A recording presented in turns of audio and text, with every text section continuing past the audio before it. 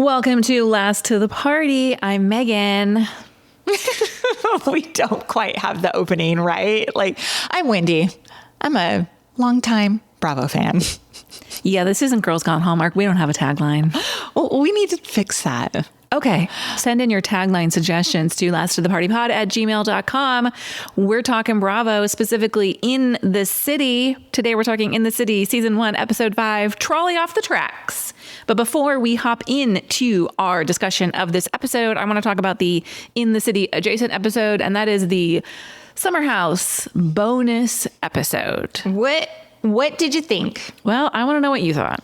A couple things. Let's break it down quickly into the segments. The first segment we had Amanda and Lindsay chatting.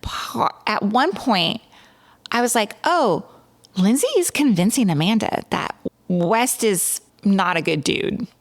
I thought so too. Like, her reactions were like, but they're still together. They're still together. So I'm like, well, that didn't. I'm like, is this all bullshit? I thought Amanda's sitting here. Overall, I thought they both had an opportunity. They were handed an opportunity to redeem themselves after the reunion, and they both blew it. That's my overall thoughts. Yes. My second overall thought is they are stuck in this relationship because they have blown up their friendships, and now they need to see it through. It could not just be this quick hookup. I don't think either of them is all that actually interested in the relationship, but they're in too deep. Do you think now it's like, they're like, we got to prove a point?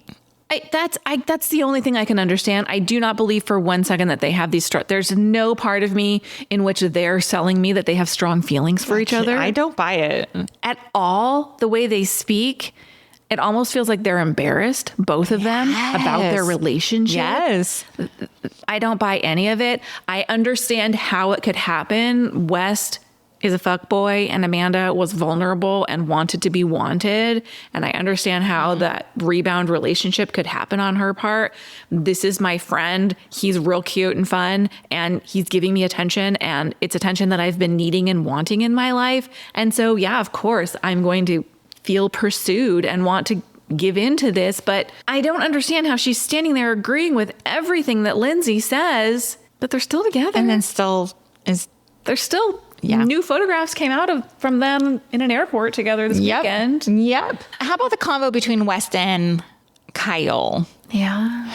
To me, I was like, okay, it reads to me that Kyle is done. Like he's not wanting to rekindle this. Right. His marriage. He doesn't want to fix his marriage at this point, which, okay, whatever. It does seem to me that he is concerned about Amanda. Agree. But I thought he was kind of talking to Wes like he was her dad. Like Kyle was her Kyle comes off to me as the bigger person in this scenario. Okay. And West is acting like a child. Yeah, even then, like his body language on the couch was like he was not being talked down to, but like childlike. Very like can't make eye contact, was very like couldn't string two sentences together. Agree. You know, you and I are watching Love Island, and this is a little side note, my biggest frustration watching Love Island is that these people cannot put together a sentence. Every sentence is riddled with the F word or bro or shit and look, I know that I'm not eloquent either, but something is happening amongst like this age group of people where they cannot communicate their feelings or express in a clear way. And I feel like that's very apparent on Love Island, but it looks that way on this show as well, or in this conversation between West and Kyle. Now, what did you think about Miha? Going into it, I was like, oh, yes, I want Miha on this season of Summer House. And I was on Threads like a couple of weeks ago saying like, this is what we want, right? And now I don't. Like, no. She had strong Mean Girl vibes. Oh, you think so? Yeah. I felt like she was laughing at Amanda this entire time. When I felt like the person who's made a fool of both of you is West. Like, why are we... I understand that that's the way to connect with Sierra right now. like trauma bond over we've been wronged by the same person. It didn't work for me. Yeah, it wasn't working for me either. And it got a little weird too. I thought when she was like, oh, we would make headlines if we like made out courtside or something like that. She said something. I just was like, what are you, why are you trying to make a headline, girl? Like, I think just because Amanda and West are, sitting at a baseball game and. Oh, yeah. Okay. Well, I am hoping that she does not end up on Summer House. No, and the final bit of news is that West has announced his departure from Summer House. Bye. Yeah. But I still don't want Amanda.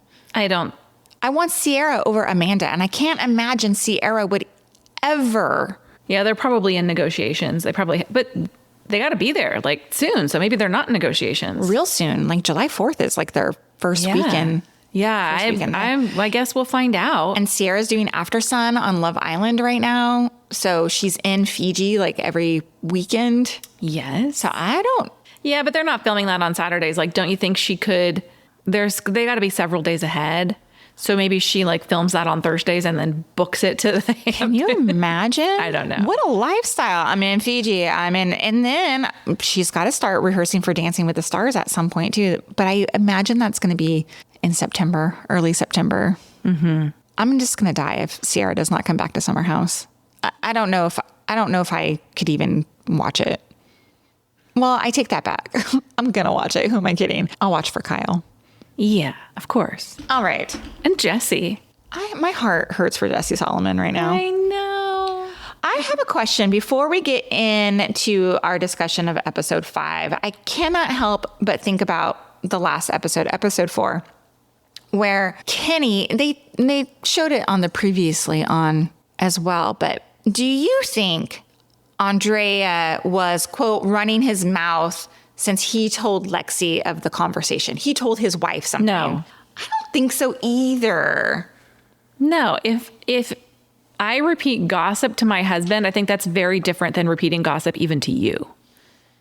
Agree. Now, do you think Lexi was gossiping when she went to Whitney? No. There would have been. It's not gossip if you tell someone something somebody is saying about you. Right. I think she's just trying to be a good friend. I don't think she was trying to start drama. So Kenny's in the wrong here, right? I'm not a Kenny fan. I'm not a Kenny But now Kenny's on his redemption tour. Oh my gosh. Okay, let's get into it. All right, first up. Do you want a synopsis? Yes. Okay. Kyle persuades his friends to engage in Loverboy's unusual guerrilla marketing campaign. A conversation between Danielle and Amanda erupts into controversy. Kenny uncovers the truth about his estranged father.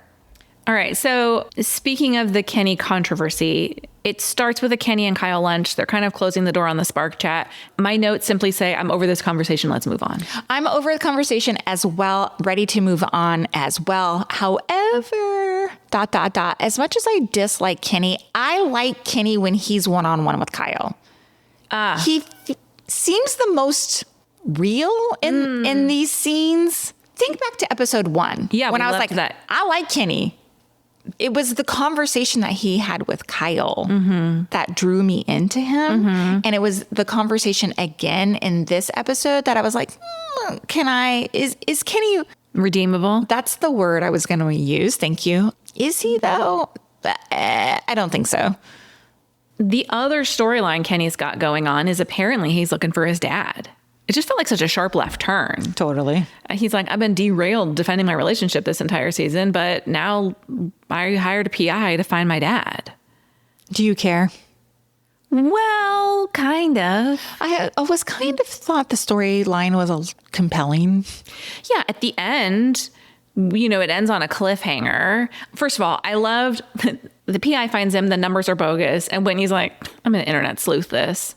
Dude, I feel like ask any Gen Xer to find anybody. She's like, oh, Facebook. Oh, reverse lookup. Oh, bloop, bloop, bloop, here. And then like direct line to the dude's wife. I just thought, yeah, this PI is using his old out-of-date tactics. And Whitney's like, I'm going to social media FBI this nonsense. Yeah, absolutely. Which I love.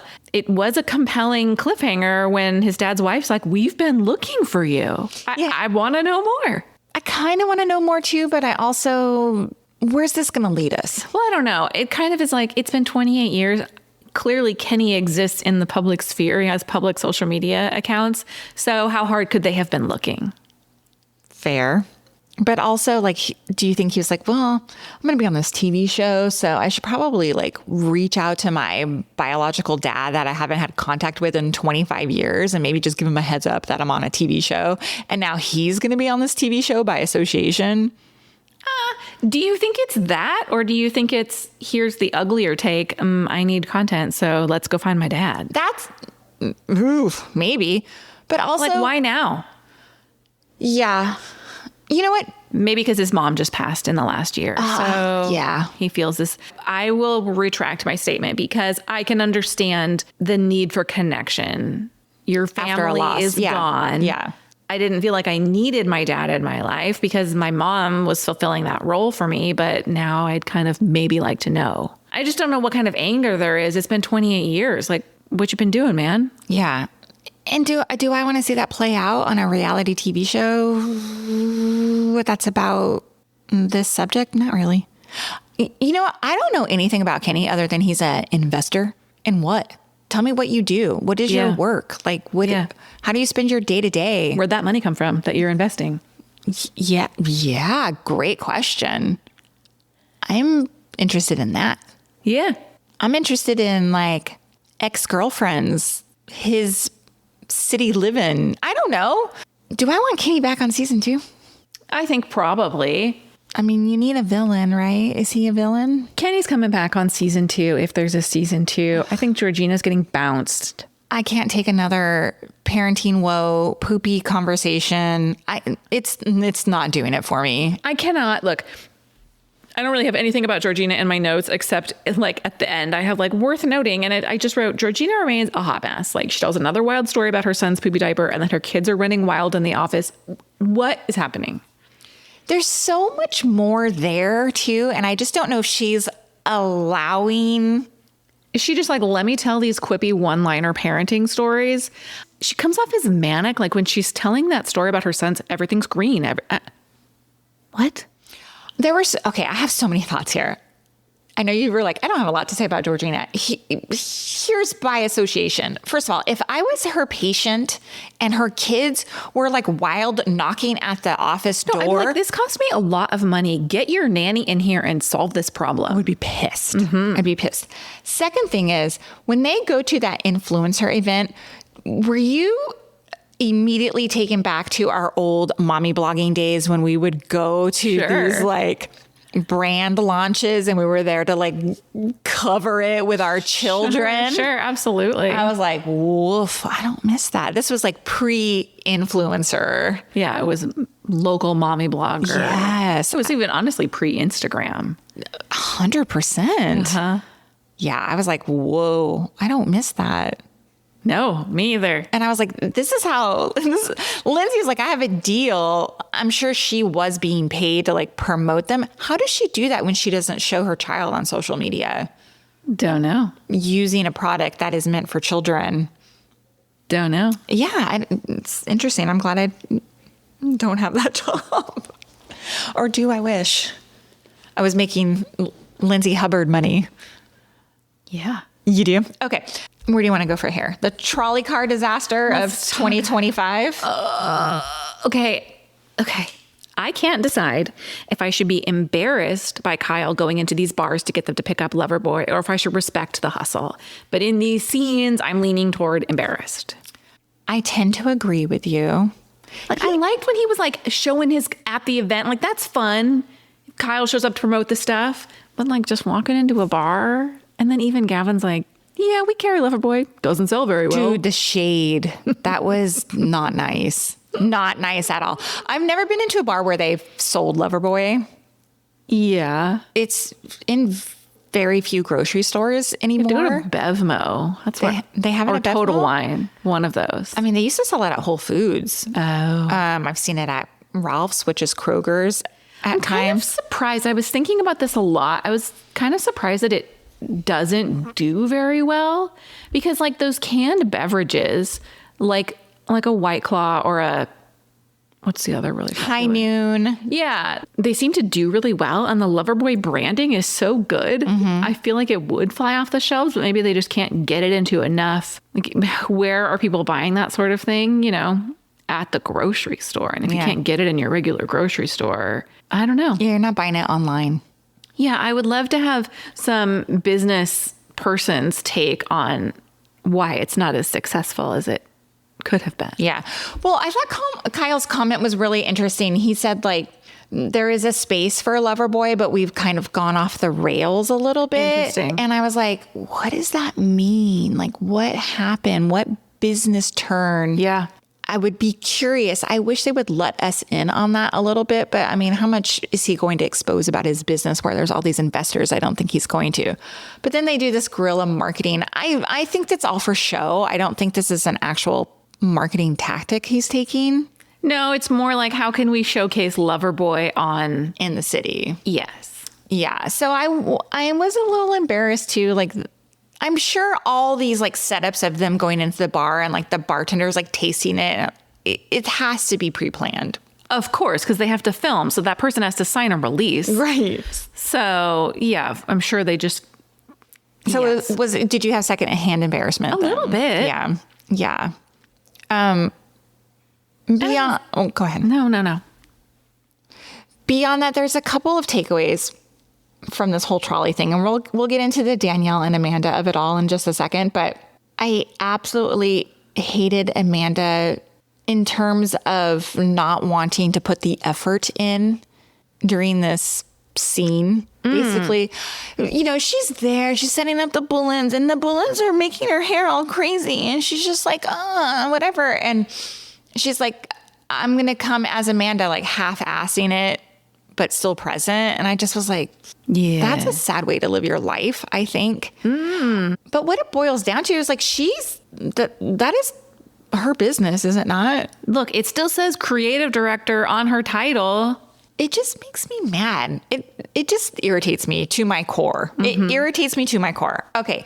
The other thing that irritated me to my core is Kenny and Whitney, who thought they were so above it all.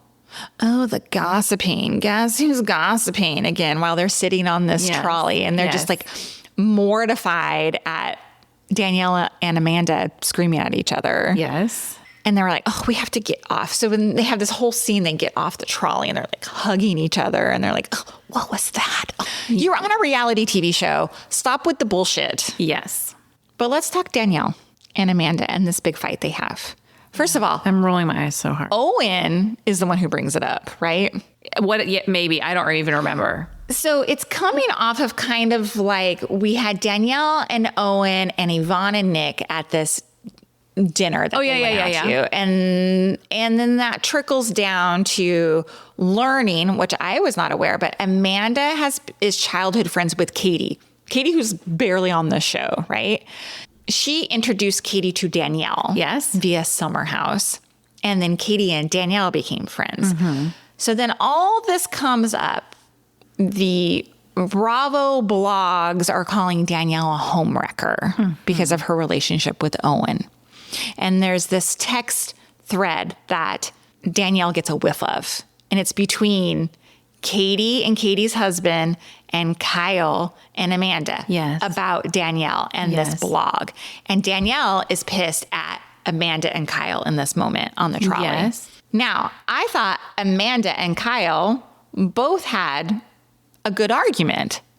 They said, why aren't you bringing up this with Katie and Matt? Matt is her husband. Because they are the ones that brought us the story.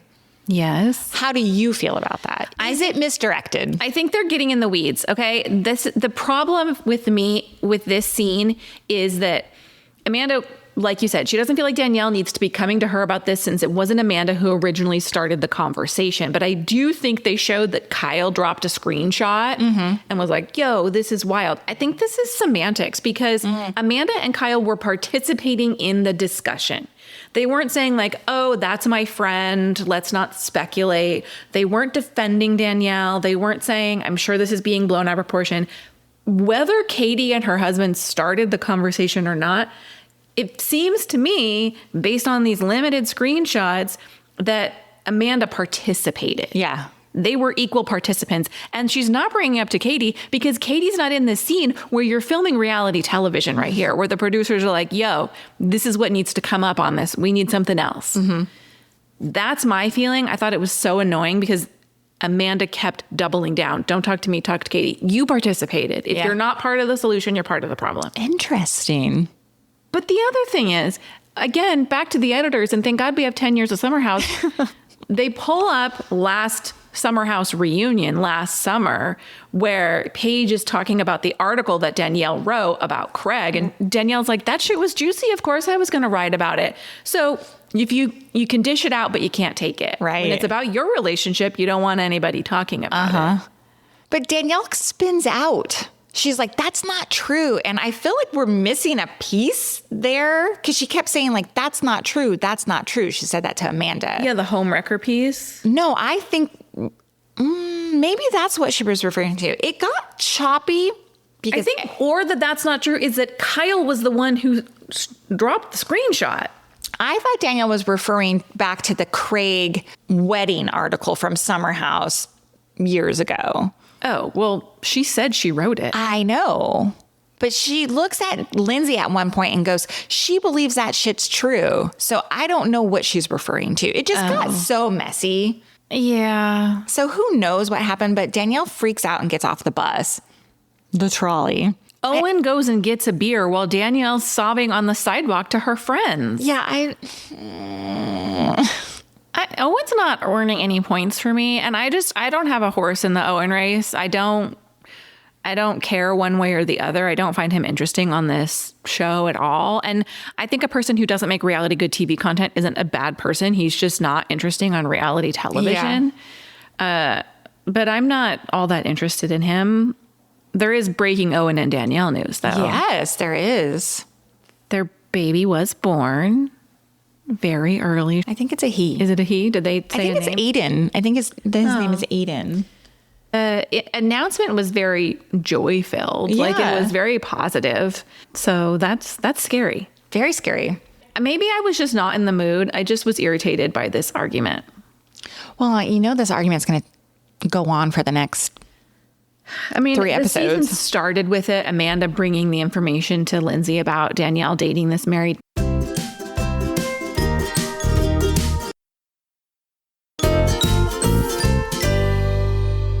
Man, let's talk about Lindsay and Danielle's lunch. Okay.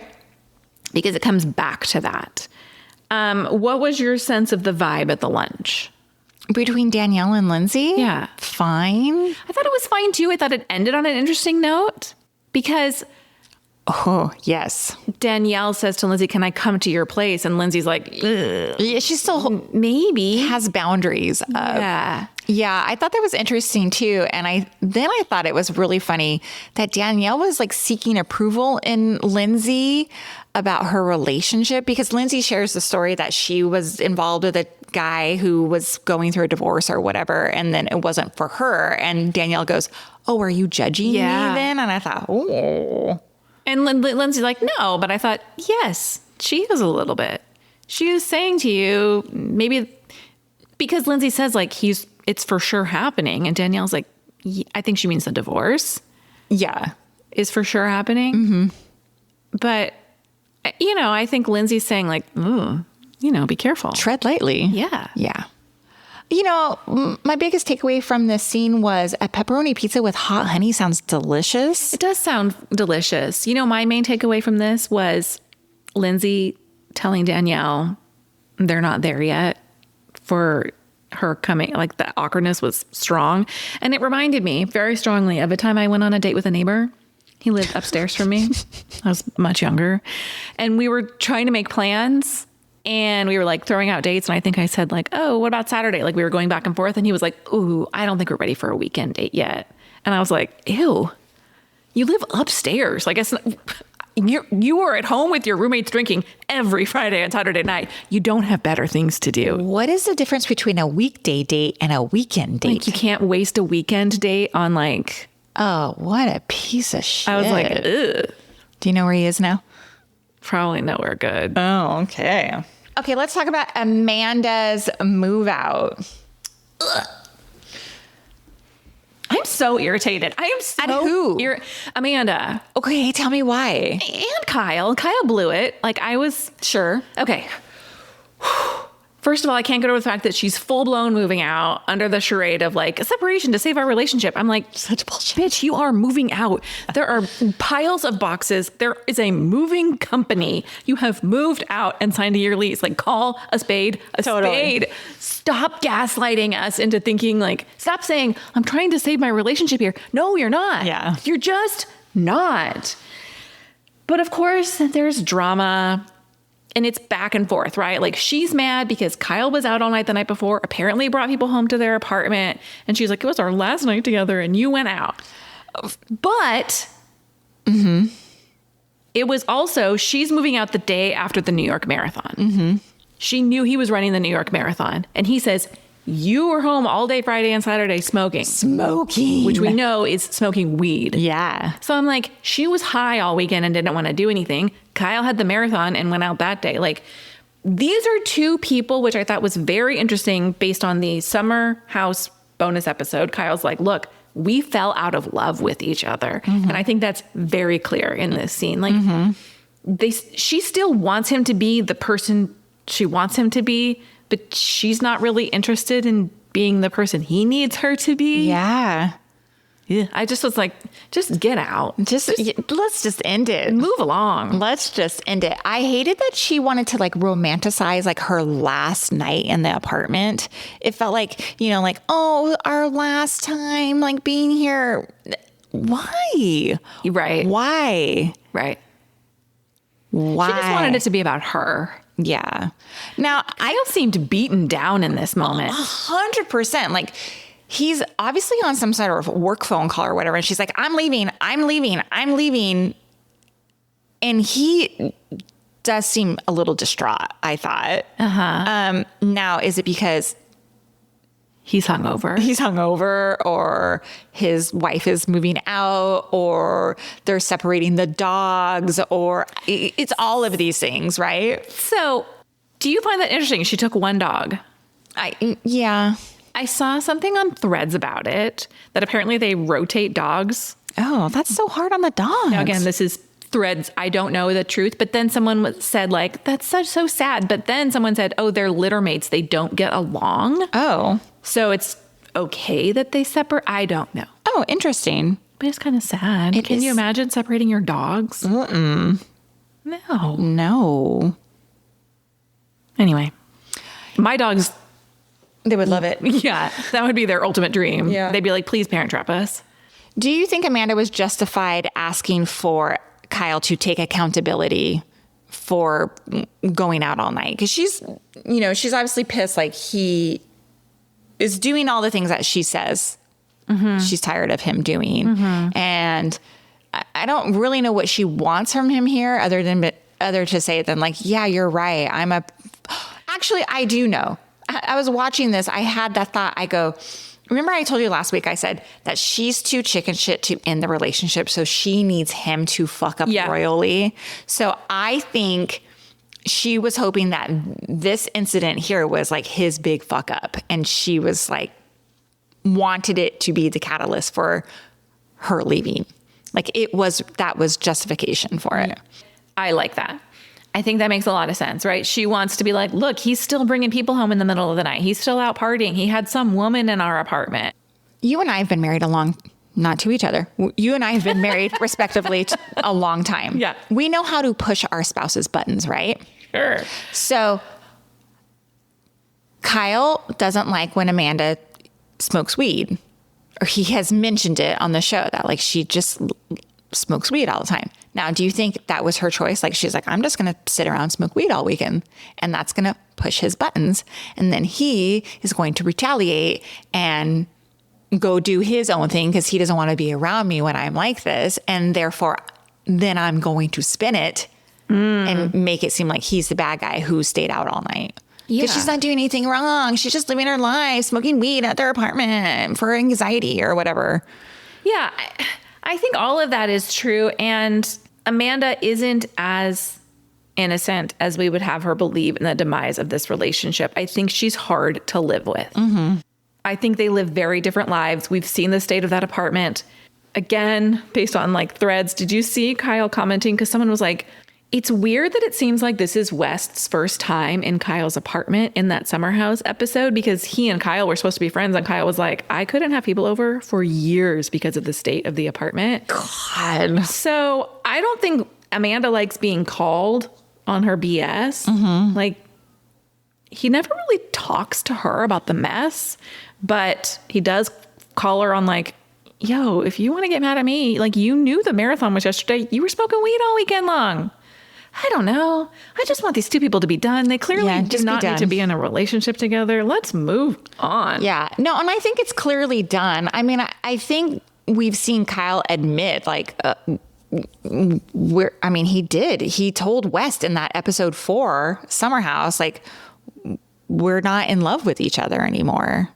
So, I mean, he still cares for her, apparently. I think you're right. Amanda wants it to be Kyle's fault. Yes. She wants the final straw to be Kyle's fault. Yes.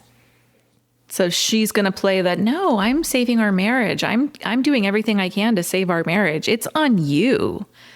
And it's too late. Yeah, it's not like she's pining at home and made him she wasn't playing wifely duties, right? Yeah, there's no dinner table set. Yeah, she's sitting there waiting for him to come home. Exactly. Anything else you want to talk about in this episode? Not really. I mean, we have Nick and Yvonne who are married but not married. They never got legally married. They're going to next week.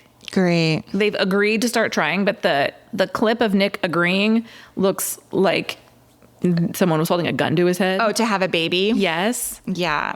And then have you noticed before, have we discussed this, or am I just imagining that we discussed this, that Danielle's Chiron says founder/influencer? We've discussed it. I only noticed because Lindsay called out the fact that hers says influencer. Yeah. And they were like, what do you want? And she was like, influencer, MILF, Gemma's mom. I was like, I don't hate it. Yeah. But I do think they're throwing a little bit of shade on Danielle. Oh, 100%. All right. 100%. That's it. Thanks for listening to this episode of Last to the Party. If you're enjoying this podcast, we would love to see your 5-star ratings and reviews on Spotify and Apple Podcasts. Drop them wherever you listen to Last to the Party. We'll be back next time with more In the City episodes. Bye. Bye.